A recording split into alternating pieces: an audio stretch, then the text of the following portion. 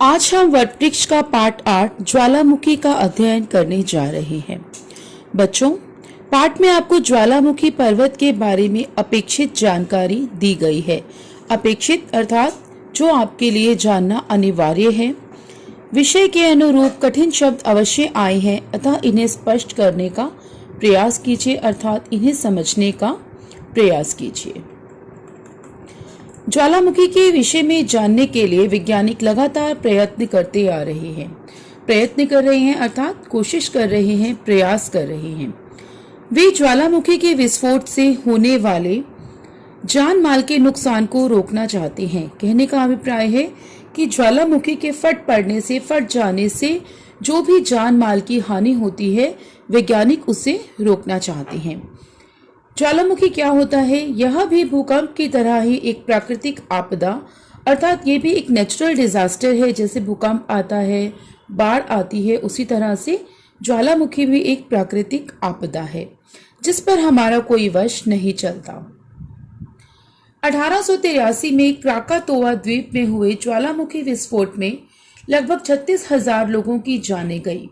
यहाँ बताया गया है कि क्राकातोआ द्वीप है वहां पर 1883 में ज्वालामुखी का विस्फोट हुआ था और जिसमें लगभग 36,000 लोगों की जानें चली गई थी।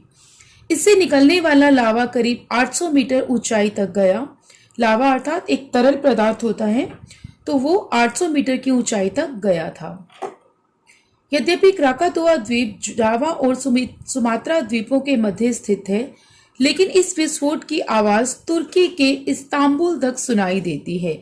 यानी कि विस्फोट की आवाज इतनी तेज होती है कि वो दूर दूर तक सुनाई देती है। तो आइए विस्तार पूर्वक ज्वालामुखी के बारे में जानते हैं। ज्वालामुखी 3 प्रकार की होती हैं: सक्रिय, सुसुप्त, मृत।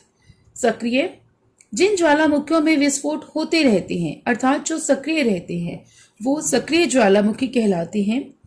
ऐसे ज्वालामुखी जिनमें पिछले कई वर्षों से विस्फोट नहीं हुए हैं अर्थात जो ज्वालामुखी पिछले कई वर्षों से नहीं फटे हैं वो सुसुप्त अर्थात सोए हुए ज्वालामुखी कहते हैं।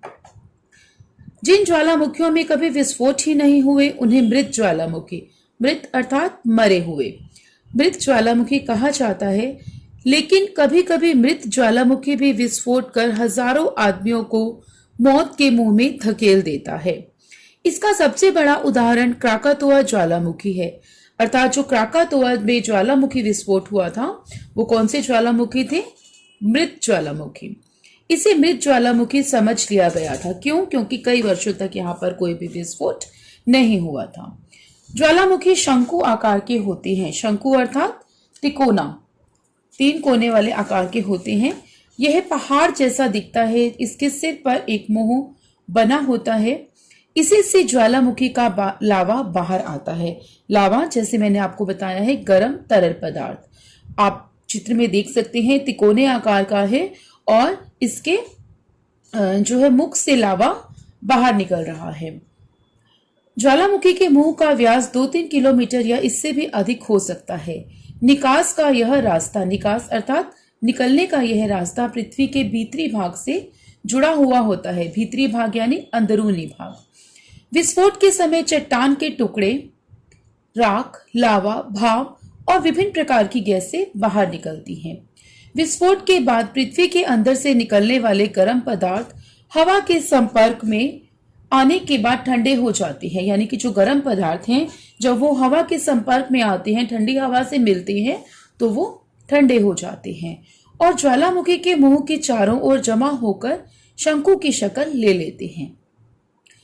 प्रायः यह समझा जाता है कि ज्वालामुखी में विस्फोट के बाद ही अंदर के पदार्थ बाहर निकलते हैं, परंतु ऐसा नहीं होता। कई बार ऐसा भी होता है कि विस्फोट नहीं होता और अंदर के पदार्थ बाहर आ जाते हैं।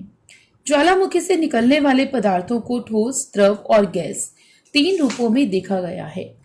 खास बात यह है कि इससे निकलने वाला लावा इतना गर्म होता है कि आग की कई बड़ी भट्टियां भी इसके सामने कुछ भी नहीं है। यानी कि आग की जो बड़ी बड़ी भट्टियां होती हैं उसमें से जो गर्मी निकलती है वो गर्मी भी विस्फोट के लावा से कहीं बहुत कम होती है। लावा का तापमान 1200 डिग्री सेल्सियस तक मापा गया है। लावा कितनी तेजी से बहेगा यह तो जमीन की ढाल पर निर्भर करता है, लेकिन इसकी गति 80 किलोमीटर प्रति घंटा तक देखी गई है। ज्वालामुखी के विस्फोटों ने अब तक असंख्य लोगों की जानें ली हैं, असंख्य अर्थात जिनकी गिनती नहीं की जा सकी है। यही नहीं, मनुष्य के अलावा जीव जंतुओं को भी उसने अपनी चपेट में ले लिया है। केवल एक विस्फोट से सैकड़ों किलोमीटर का क्षेत्र उजाड़ बन जाता है, अर्थात जब भी ज्वालामुखी का विस्फोट होता है तो उससे दूर दराज का जो क्षेत्र होता है वो भी उजाड़ हो जाता है। लेकिन हर सिक्के के दो पहलू होते हैं। ज्वालामुखी ने भी मानव सभ्यता को काफी कुछ दिया है। ज्वालामुखी विस्फोट के बाद आसपास की भूमि काफी उपजाऊ हो जाती है। उस क्षेत्र की उपज कई गुना बढ़ जाती है। यह गर्म पानी के झरने व झीलों आदि का निर्माण करता है। इसके विभिन्न आकारों में पठार आदि भी बन जाते हैं। ये देखने वालों को बरबस ही अपनी ओर आकर्षित कर लेते हैं। बरबस ही यानी कि अचानक ही, जिसे देखकर एकदम से मनुष्य जो है आकर्षित हो जाता है। यही कारण है कि ज्वालामुखी क्षेत्र पर्यटकों के आकर्षण का केंद्र बन जाते हैं। ज्वालामुखी से निकलने वाली भाप भी कम लाभदायक नहीं है। इससे बिजली का निर्माण भी किया जा रहा है। तो बच्चों, आज हमने पढ़ा कि ज्वालामुखी क्या होता है, कितने प्रकार के होते हैं, क्राकातोआ द्वीप में जो ज्वालामुखी विस्फोट हुआ था वहां पर क्या नुकसान हुआ। इसके अलावा यह बताया गया है कि ज्वालामुखी जब विस्फोट होता है, ज्वालामुखी का विस्फोट होता है तो कितनी हानि होती है, कितनी क्षति होती है। लेकिन जिस तरह से हर सिक्के के दो पहलू होते हैं, उसी तरह से ज्वालामुखी विस्फोट में नुकसान के साथ साथ कुछ फायदे भी होते हैं। तो हमने पढ़ा कि उससे आसपास की भूमि उपजाऊ हो जाती है, गर्म पानी के झरने और झीलों आदि का निर्माण इसके द्वारा होता है। और क्या होता है, इससे विभिन्न आकारों में पठार भी बन जाते हैं और इससे बिजली का निर्माण भी किया जाता है।